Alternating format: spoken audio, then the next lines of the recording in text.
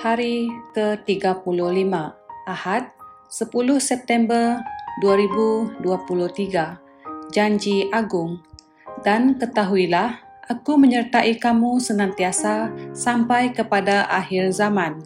Matius 28 ayat 20b. Kesejahteraan gereja yang sejati ketika ia tidak dapat mengandalkan apapun lagi selain janji-janji Tuhan. Johannes Hockenjik. Amaran agung diakhiri dengan janji agung. Yesus meyakinkan murid-muridnya bahwa Dia akan menyertai mereka sampai akhir. Kita hidup dalam janji itu. Dia tidak pernah meninggalkan kita atau mengabaikan kita. Dia telah setia bahkan ketika kita tidak setia. Dia telah menjadi penolong kita yang sentiasa ada pada masa kesusahan. Dan Dia akan terus bersama kita sampai akhir zaman. Bahkan ketika kita mengetahui betapa mendesaknya zaman, kita perlu memegang kedua-dua kebenaran ini. Pertama, bahwa Kristus menyertai kita, dan kedua, bahwa akhir zaman sudah dekat dengan kita.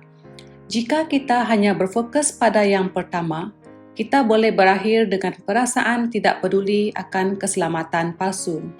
Jika kita hanya fokus pada yang kedua, kita boleh berakhir dengan penyebaran ketakutan apokaliptik.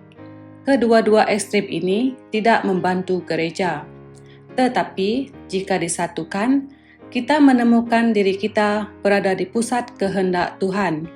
Kita boleh maju, mendesak tetapi tidak terburu-buru, bekerja keras tapi tidak gelisah, melayani dengan setia tapi tidak cemas.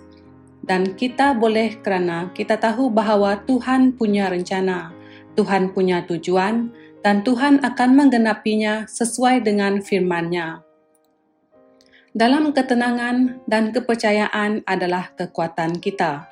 Lihat Yesaya 30 ayat 15. Yakinlah Kristus akan membangun gerejanya. Dia mengasihi pengantinnya dan akan kembali untuknya. Sehingga itu, jadikan murid. Doa hari ini, ya Tuhan, Engkau telah mengatakan kepada kami untuk menjadi pelaku firman dan bukan pendengar sahaja. Berikan kami keyakinan dan kasih karunia untuk mentaati perintah-Mu, kerana hanya orang yang beriman yang taat dan hanya Dia yang taat yang percaya. Amin. Berdoalah agar gereja memikul tanggungjawab untuk pendidikan orang asli dan menjadikan persekolahan sebagai prospek yang menarik bagi mereka.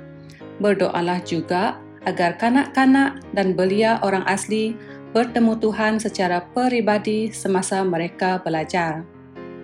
Malaysia berada di kedudukan ke-12 negara perniagaan paling mudah dilakukan di dunia oleh Bank Dunia baru-baru ini.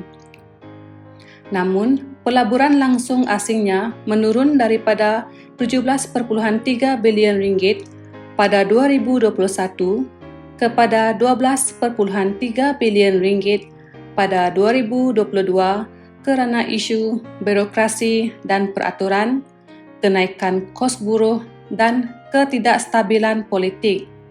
Berdoalah agar Tuhan memulihkan kekayaan negara dan kerajaan kita akan melaksanakan strategi yang baik untuk menarik pelabur asing.